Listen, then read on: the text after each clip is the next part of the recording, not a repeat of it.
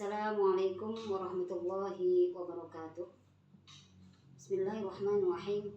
Alhamdulillahirabbil alamin wa bihi nasta'in ala umuri dunya waddin. Wassalatu wassalamu ala sayyidina Muhammadin wa ala alihi wa sahbihi ajma'in. Rabbi shrah li sadri wa yassir li amri wahlul 'uqdatam min lisani yafqahu qawli amma ba'd. Alhamdulillahirabbil alamin. Ungkapan rasa syukur kita kepada Allah Subhanahu wa taala atas nikmatnya yang telah Allah berikan kepada kita semua. Kita Nabi Agung Muhammad sallallahu alaihi wasallam yang kita nantikan syafaat dan pertolongannya kelak di hari kemudian. Kaum muslimin rahimakumullah.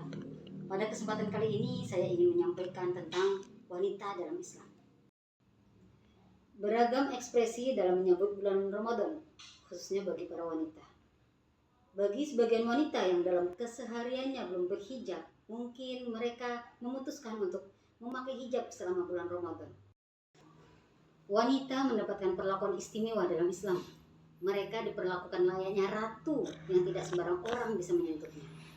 Kita ingat di era sebelum Islam, zaman Yunani, Romawi, Persia, wanita tidak lebih dari sekedar pembantu, dianggap seperti benda, dianggap seperti hak milik yang bisa diwariskan, dan mereka tidak memiliki hak waris. Bahkan di zaman Arab jahiliyah, seorang ayah bahkan menguburkan anak perempuannya hidup-hidup karena menganggap perempuan adalah aib dan hanya menjadi beban keluarga. Allah pun mengingatkan kita dengan mendokumentasikan kejadian tersebut dalam surat At-Takwir ayat 8 dan 9. Dan apabila bayi-bayi perempuan yang dikubur hidup-hidup ditanya, karena dosa apakah dia dibunuh? Wa idzal mau'udatu su'ilat bi ayyi dzambin qutilat. Wanita sejak lahir tidak mendapatkan perlindungan, bahkan tidak mendapatkan hak kehidupan. Dalam Islam, wanita memiliki hak yang sama dengan para laki-laki dalam hal mendapatkan perlindungan kehidupan dan pendidikan.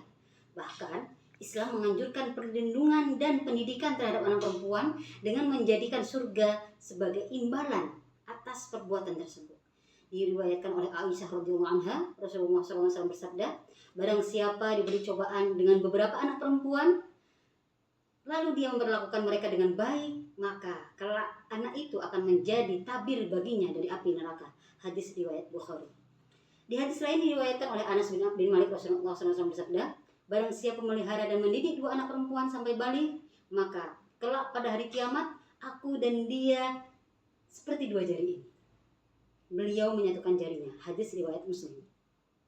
Sebagaimana anak laki-laki, nafkah anak perempuan juga ditanggung oleh orang tuanya sampai dia menikah.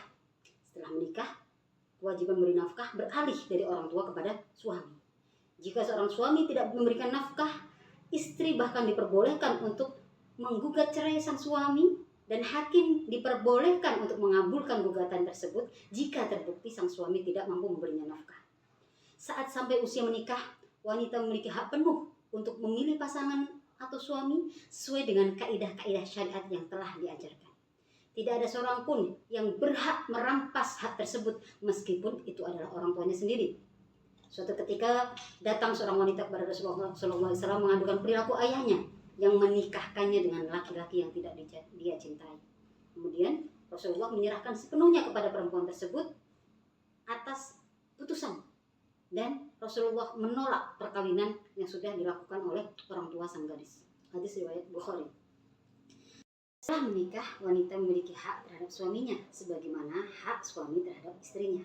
Allah berfirman dalam surah Al-Baqarah ayat 228, A'udzubillahi minasyaitonir rajim. Bismillahirrahmanirrahim.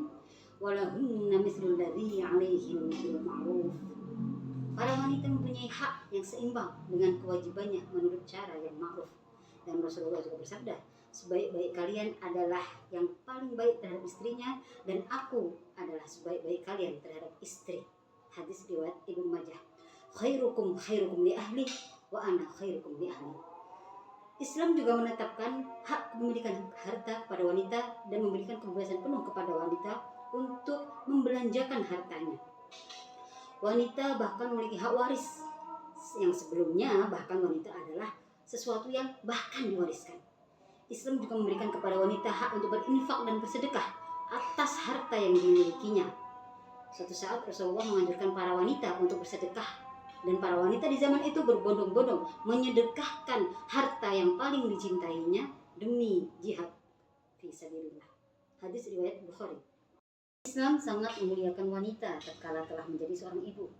Allah memberikan penghormatan, pemuliaan, dan perlakuan yang baik, serta mengingatkan bahwa hak ibu itu secara khusus terkait kepayahan saat hamil, melahirkan, menyusui, dan mengasuh anak-anak. Bismillahirrahmanirrahim. Wasyainal insana biwalidayhi hamalathu ummuhu wahnan ala wahnin wa fisaluhu fi 'amaini an ishkur li wa liwalidayk ilayyal masir.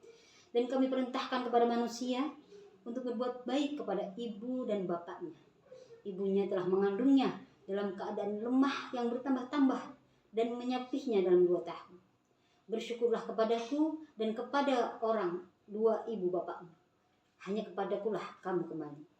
Surat Al-Luqman ayat 14. Dalam sebuah hadis Rasulullah bersabda yang diriwayatkan oleh Abu Hurairah bahwa seorang laki-laki bertanya, "Ya Rasulullah, siapakah manusia yang paling patut aku hormati dengan baik?" Kemudian beliau menjawab, "Ibumu." Orang itu bertanya kembali, "Lalu siapa ya Rasulullah?" Beliau menjawab, "Ibumu." "Lalu siapa?" Beliau menjawab, "Ibumu." "Lalu siapa?" Beliau menjawab, "Ayahmu." Hadis riwayat Bukhari. Dalam hadis ini, hak ibu disebutkan sebanyak 3 kali, baru kemudian disebutkan hak ayah. Ini menunjukkan betapa mulianya kedudukan wanita tatkala dia telah menjadi seorang ibu. Wanita adalah pemimpin dalam rumah tangga suaminya dan nantinya akan dimintai pertanggungjawaban atas kepemimpinannya. Wanita bertanggung jawab atas rumahnya, anak-anaknya, dan pendidikan anak-anaknya. Dia mendapat pahala atas perbuatan baiknya dan dia akan mendapatkan siksa atas kesalahan-kesalahan yang dia lakukan. Wanita adalah pemimpin dalam rumah tangga suaminya dan akan dimintai pertanggungjawaban atas kepemimpinannya atas anak-anaknya dan agamanya. Dia mendapat pahala atas perilaku baiknya dan akan mendapatkan siksa atas kesalahan yang dilakukannya. Allah Subhanahu wa taala berfirman, "Barang siapa mengerjakan amal soleh baik laki-laki maupun perempuan dalam keadaan beriman, maka sesungguhnya akan kami berikan kepadanya kehidupan yang baik dan sesungguhnya akan kami beri balasan kepada mereka dengan pahala yang lebih baik dari apa yang telah mereka lakukan." Surat An-Nahl ayat 97. Islam telah menjamin kehidupan yang mulia dan tenang bagi laki-laki dan perempuan tanpa ada perbedaan antara keduanya. Masing-masing memiliki peran, masing-masing saling melengkapi. Dalam kehidupan rumah tangga, laki-laki adalah pemimpin. Namun, posisi ini tidak merendahkan hak wanita dan mengurangi kemuliaan wanita. Bahkan, Islam mengangkat kedudukan wanita dan menempatkannya di tempat yang layak dan terhormat. Wallahu muwaffiq ila aqwamit thoriq. Assalamualaikum warahmatullahi wabarakatuh.